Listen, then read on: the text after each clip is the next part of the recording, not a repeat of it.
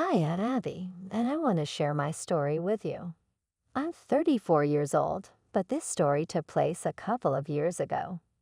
It all started with my now ex-husband, Dennis, and I met through a blind date set up by our mutual friend.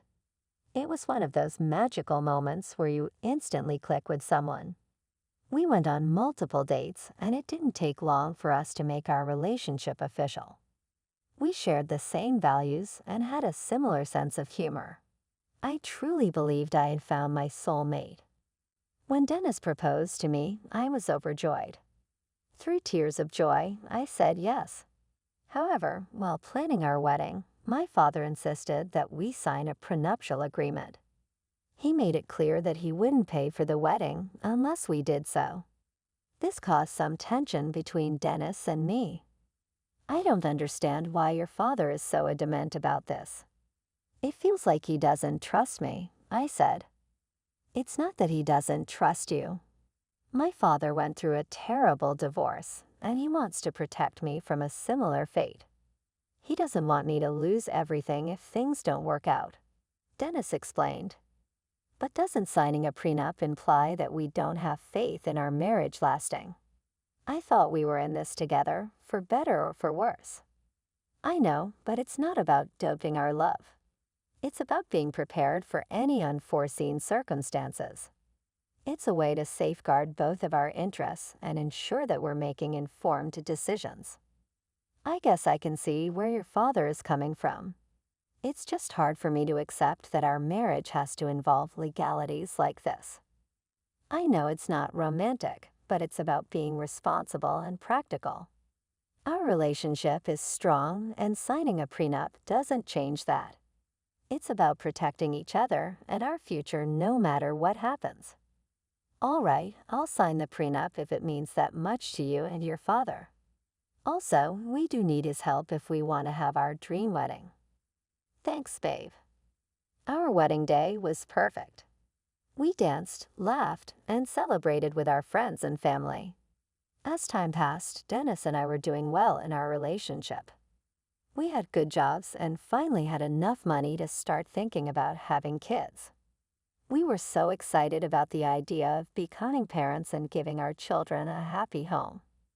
My dad was incredibly kind and gave us our house as a wedding present. He gifted the property to me and told me that it was to help kickstart Dennis and my financial stability. It was a big deal because it meant we didn't have to worry about paying for a mortgage. This freed us up to focus on our dreams of having a family. The thought of having children brought us so much happiness. We talked for hours about how we would raise them and all the love and care we could give them. Every day, we looked forward to the day we would bring a little one into our lives and create beautiful memories together. However, starting a family proved to be a difficult journey for us. As the months went by, it became harder and harder for me. Every time the pregnancy test showed that I wasn't expecting a baby, I felt a deep sadness because I wanted to become a mom. The dream of having a child seemed to slip away, and it made us feel so down. I turned to Dennis for support, hoping he would understand and comfort me. Babe, I feel inadequate, and it's getting to me. You shouldn't be feeling that way. We have plenty of time to figure things out. There's no need to be upset about it. I need your support and understanding right now. I want us to find solutions together, not just ignore my feelings. I know it's tough, but we'll figure it out. You're overthinking. Let's not make this a big deal. Our fights became more frequent as the pressure of not being able to conceive got to both of us. Dennis became easily irritated and would snap at me for no reason. The loving and understanding connection we had seemed to disappear, and it made me feel even more alone. I tried to talk to Dennis about how this journey was affecting us emotionally. I wanted us to support each other and find ways to cope together. Hey babe, how are you feeling about everything? Honestly, I'm just tired. We've been trying for so long and there are no results. It's frustrating. I mean, we have so many dreams, and I want to see them in real life so bad. It's right there within our reach, but still, it's so far away. Yeah, I understand that. It's tough for both of us, but we're in this together, right? No, you know what? You don't understand. I know for a fact that there's nothing wrong with me. It's your body that's causing the issues. Do you even know what it's like to not get what you want because of someone else's fault? Wow, okay. That's hurtful. I were a team supporting each other. Through this, I mean I'm just as frustrated as you, if not more. I wanted to talk to you about how you felt so we could comfort each other, but clearly, you'd rather blame me than comfort me. Whatever. I need some space. His words hurt me deeply. It felt like he was attacking me personally and confirming all the doubts and insecurities I had. I just wanted him to see how much I was hurting and hold me, assuring me that we were in this together. But instead, I faced his dismissiveness and hurtful comments. After our big fight, things were really tense between Dennis and me. We hardly spoke, and Dennis even started sleeping in the guest bedroom. It made me feel so upset, angry, and frustrated. In the midst of all this, I decided to take control of the situation. I booked an appointment with a doctor to talk about fertility treatments. It gave me a glimmer of hope, a little spark of light in the midst of the darkness we were going through. But when I talked to my insurance company, they said I had to wait for a whole year before I could start the treatments. It was disappointing. It felt like another obstacle in an already difficult journey. Still, I held on to that tiny bit of hope. Knowing that there was a chance for me and Dennis to have a baby together gave me strength and determination. As I headed back home from the doctor's office, I couldn't help but feel a mix of excitement and nervousness.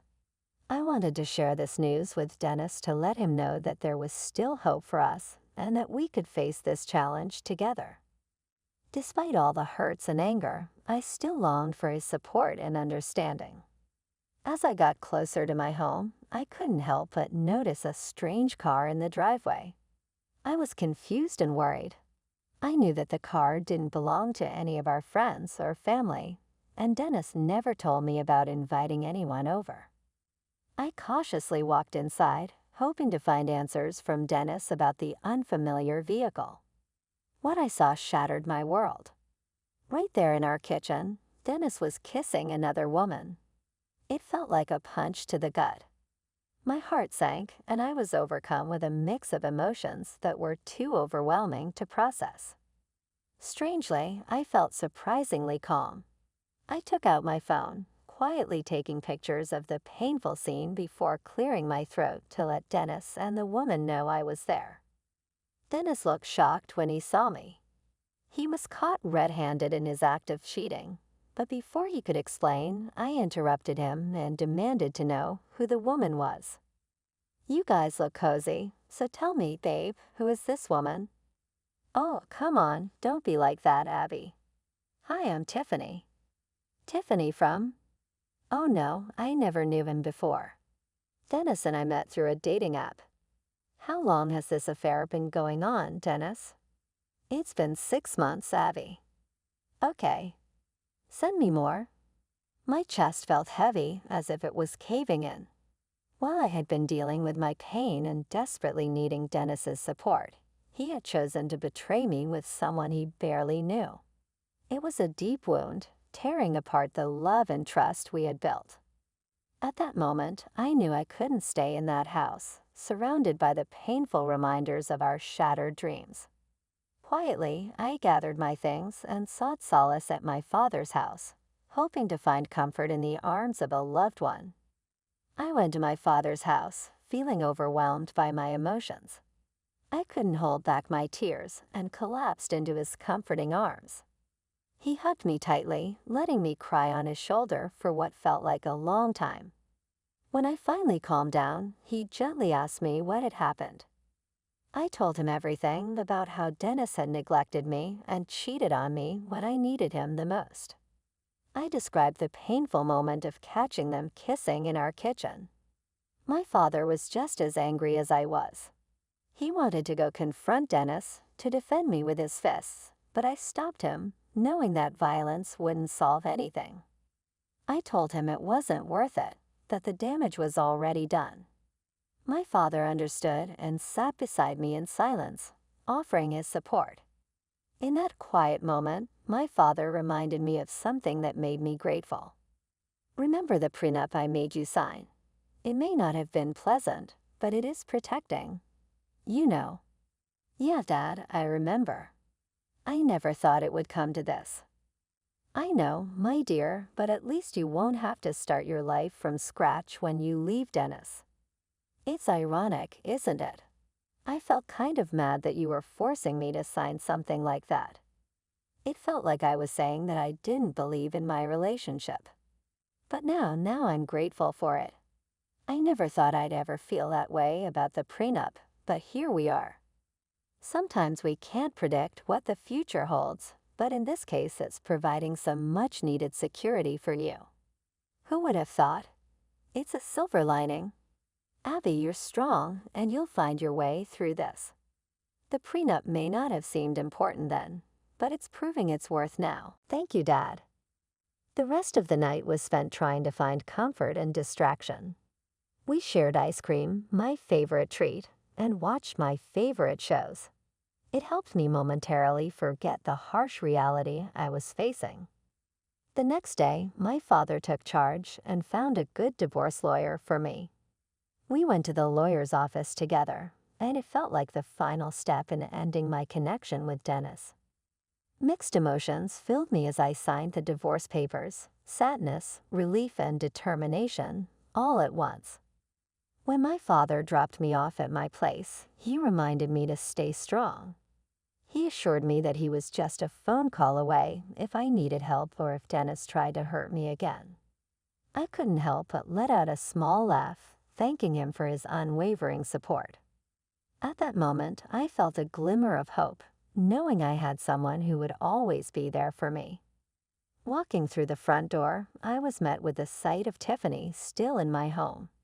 I had to remind myself to breathe, to hold back the urge to collapse into a panic attack or lash out at them both.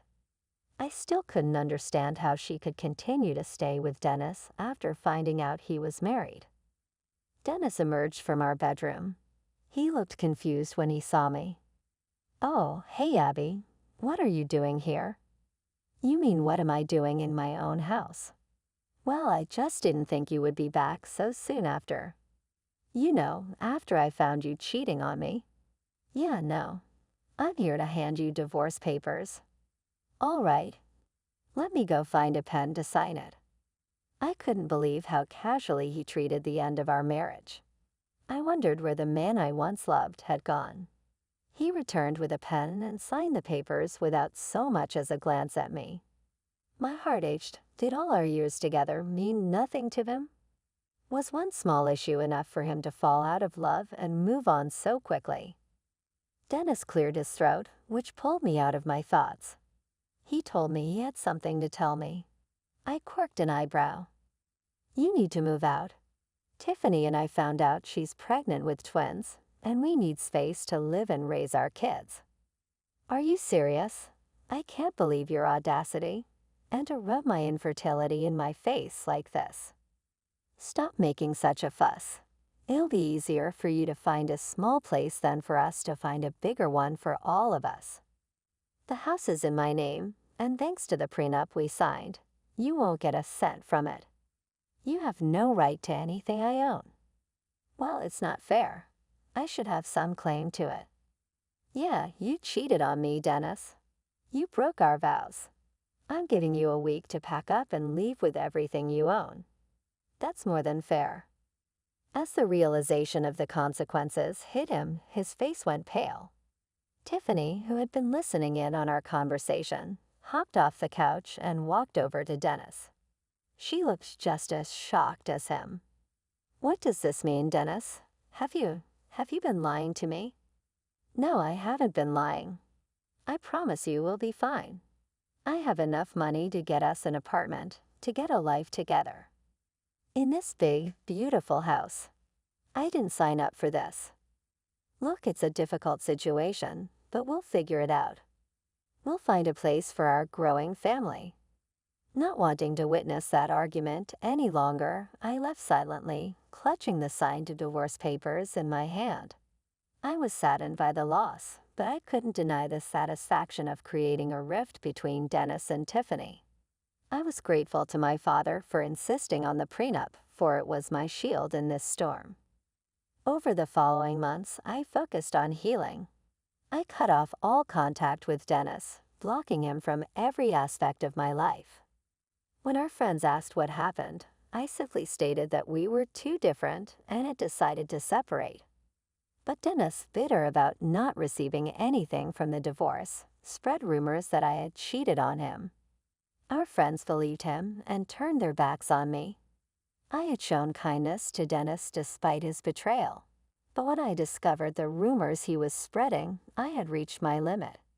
I gathered all our friends in a group chat and shared the pictures I had taken of Dennis and Tiffany kissing in our kitchen months before our divorce. Their perspective shifted instantly. They realized the truth and apologized for their judgment. Dennis, unable to face the consequences of his actions, called me from Tiffany's phone, furious that his friends had abandoned him. "What is wrong with you? Our friends have all abandoned me because of what you did. I chose not to reveal the fact that you cheated on me while I was at my worst to our friends, but you decided to spread rumors about me instead. I was simply playing your own game. You're heartless. You're just as bad as me." "No, I'm not. I've shown more self-control and decency than you ever have. Goodbye." I continued to rebuild my life, focusing on my own happiness and personal growth. A year later, a mutual friend named Max informed me that Dennis had been struggling. Dennis had asked Max to babysit his kids because he had an emergency to attend to. When Dennis returned to collect his children, he confided in Max that Tiffany had left him for another man, leaving him alone with their kids. Dennis revealed that Tiffany had only stayed with him because she thought he had a lot of money, but when she discovered the truth, it was too late to terminate the pregnancy. Max told me that Dennis had looked beyond exhausted. Upon hearing this news, a sense of satisfaction washed over me. Karma had come back to bite Dennis in a way he never expected. It wasn't a moment of revenge. It was a reminder that we reap what we sow. Now, as I share my story with you all, I want to emphasize that no matter how difficult the journey is, there is always hope for healing and justice. I've learned that self-worth and resilience can carry you through the darkest times. I've learned the importance of protecting yourself and your assets, as painful as it may be to consider such possibilities. And I've learned that true friends will stand by your side, even when faced with lies and betrayal.